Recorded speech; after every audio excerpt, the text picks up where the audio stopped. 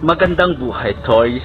I'm Marvin Canoy, or you can call me Kuya Marv, your tour guide for today.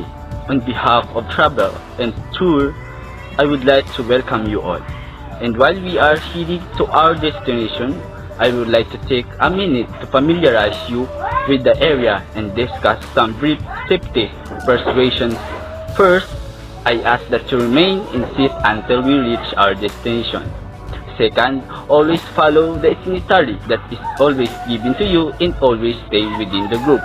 Third, never leave your things unattended to avoid unnecessary loss.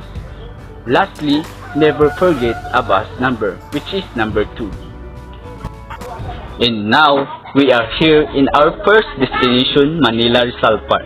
Also known as Lunita Park, Rizal Park is a name after 19th century Philippines national hero, Dr. Jose Rizal, who was executed by the Spanish colonial government at the spot. There is a shrine to Dr. Rizal along with the statue to Lapu-Lapu, statue of the Sentinel of Freedom who was top Magellan's invention in 1921, in a gallery of heroes dedicated to other key Filipino heroes throughout history. Other highlights of the park include the tallest flagpole in the country, the Kilometer Zero marker, and Octodorium, and a giant relief map of the Philippines island and man-made lake. Let's move on to our second destination, Cal Crisologo, one of the most popular tourist spots in Ilocos Sur.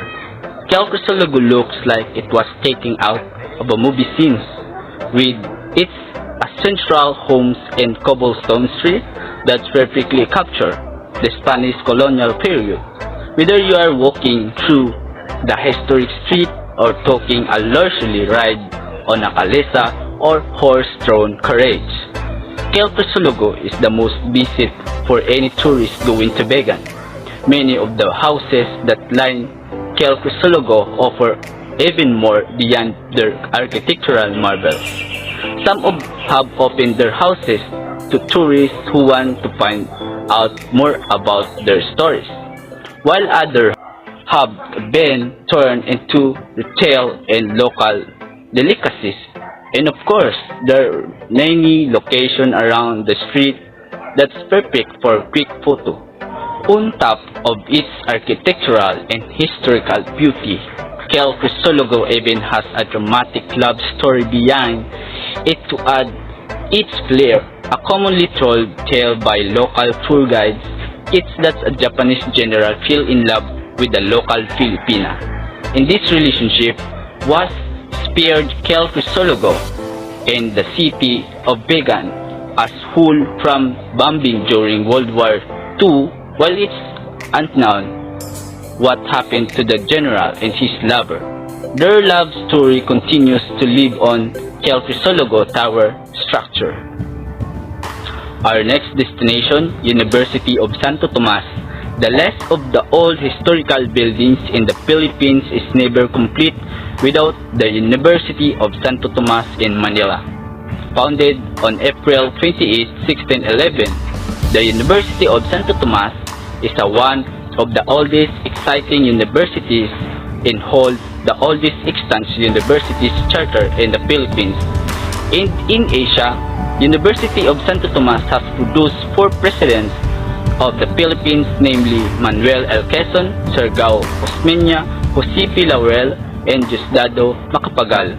Produced the 3 Philippines Vice President and 6 Chief Justice of the Philippine Supreme Court. And of course, the Philippines national hero, Dr. Jose Rizal, where he studied medicine. Now, we are here to our 4th destination. Another historical place in the Philippines is the Biak na Bato in San Miguel, Bulacan.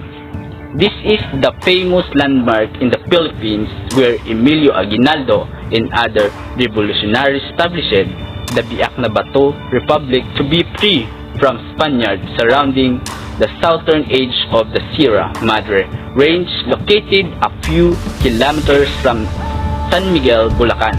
Biak na Bato is one of the country's ecological and historical treasure, literally known as split boulders. It was the mountain hideout of the Philippines Revolutionary Force during the Spanish regime. It was where in the historic Republic of Biak na Bato was established and where the Malolos Constitution was signed by Gen. Emilio Aguinaldo and Pedro Paterno.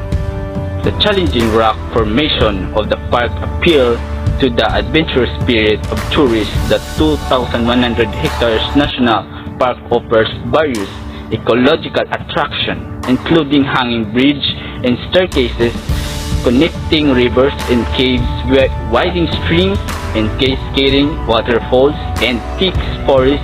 Hundreds of caves are made for pleasurable exploration like Bahay na Paneke Cave, Aguinaldo Cave, Medium Cave, and Tanggapan, which was hideout of Aguinaldo and other revolutionary fighters during the Filipino-Spanish War. Welcome to our fifth destination, the Mactan Shrine. Mactan Shrine in Cebu has played a huge role in Philippine history.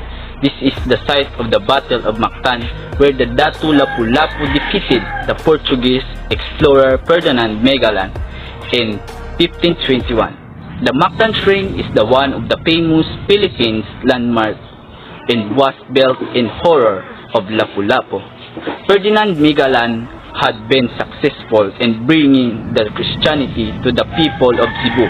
From there, he also crossed the sea to reach in Mactan Island in the hope to spread the Christian faith in the area.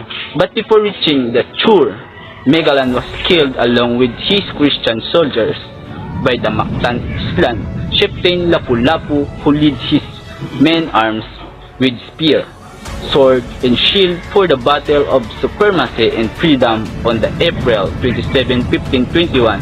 The battle was later recognized as the historic Battle of Mactan.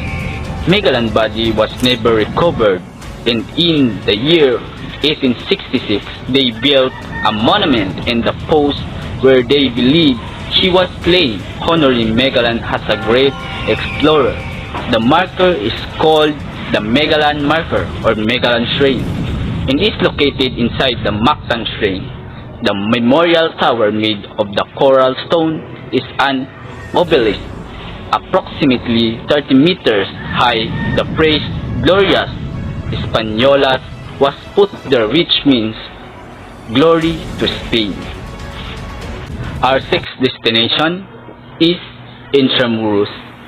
Considered the political, educational, and religious center of the Spanish Empire in the Philippines in the historic core of Manila, Intramuros used to be an opulent walled city, strategically located along the Manila Bay. It was the seat of Spanish rule from the late 16th centuries to the 19th centuries.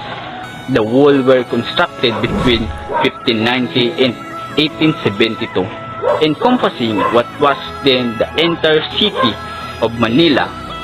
Up to this day, it houses many significant landmarks like the Manila Cathedral, San Agustin Church, UNESCO World Heritage Site, Casa Manila, Baluarte de San Diego, and Fort Santiago, where the national hero Jose Rizal was incarcerated.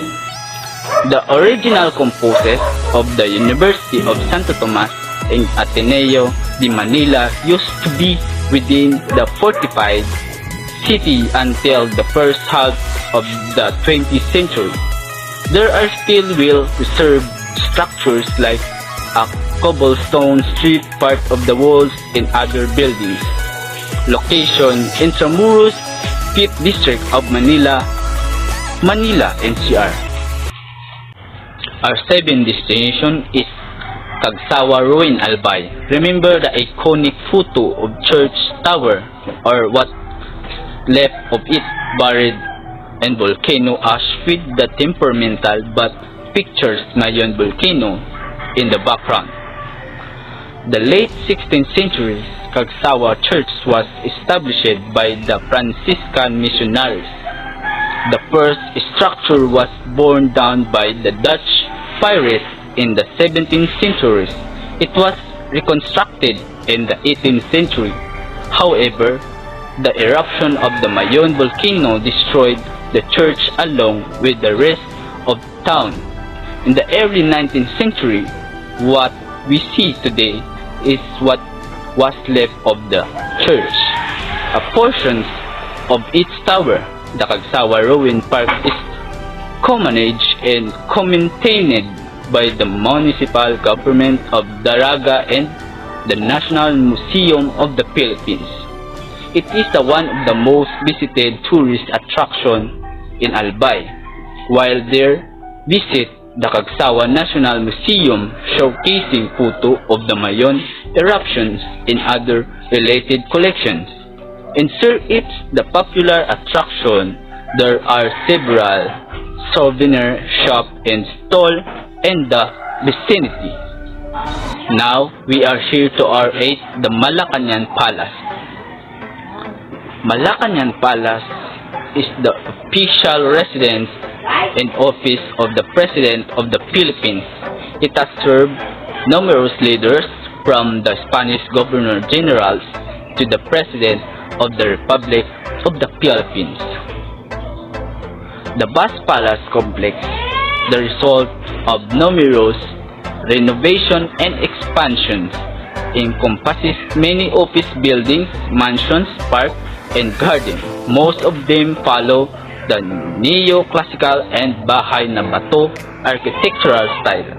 The most prominent buildings are the main Malacañang Palace, the new executive building Mabini Hall, Bonifacio Hall, and Kalayaan Hall, old executive buildings which houses the Presidential Museum and Library and the former Presidential Museum. The history of Malacañang Palace dates back to the mid-18th century when it was built as a private summer house of the Spanish aristocrat Don Luis Rocha. In the first quarter of the 19th century, it became the summer residence of the Spanish Governor General. It survived the destruction caused by World War II. Welcome to our 9th destination, Binondo, Manila. Driving further north of Intramuros across the Pasig River through Jones Bridge, the Hajj, and intricate new Binondo Chinatown archgate and bids commuters and city dwellers. Established in 1994, Binondo is the first and the oldest Chinatown in the world. That alone makes this a worthy historical destination. The location just outside Intramuros was strategic in the sense that the Chinese Catholic immigrants could still continue trading while being monitored by the Spanish government in the 16th century. Up to this day, the area is hubbub of trade and commerce, mostly run by Filipino-Chinese residents. One of the main draws of Binondo is its colorful and delicious food scenes. There are many gastronomic gems scattered around this extensive food hub, most of which cannot be found anywhere else but in Binondo. Other famous products have branched out, but local tourists still visit the origin of their favorite Binondo groves. Other places of interest are Origin Street, Escolta Street, Plaza San Lorenzo, Ruiz, and Binondo Church. And now we are here in our last destination, EDSA Shrine. Located at a crossroad of EDSA Avenue and Ortigas Avenue in Quezon City, EDSA Shrine, formerly known as the Shrine of Mary, Queen of Peace, Our Lady of EDSA, is no doubt one of the most historical places in the Luzon and among the landmarks in the Philippines that truly made a mark. This is where the historic and world-renowned People Power Revolution took place in 1896 to oust then dictator Ferdinand Marcos and stop the martial law. The People Power Revolution is one of the world's most historical events because the uprising was peaceful, bloodless, and successful. You will see a few notable monuments in the Philippines in the near the EDSA's reign. You may rove around to take some pictures. Again, on behalf of Travel and Tour, we are very thankful to choosing us to become a part of your unforgettable trip here in our country, Philippines. I'm looking forward for you next visit. I hope you enjoy. Thank you.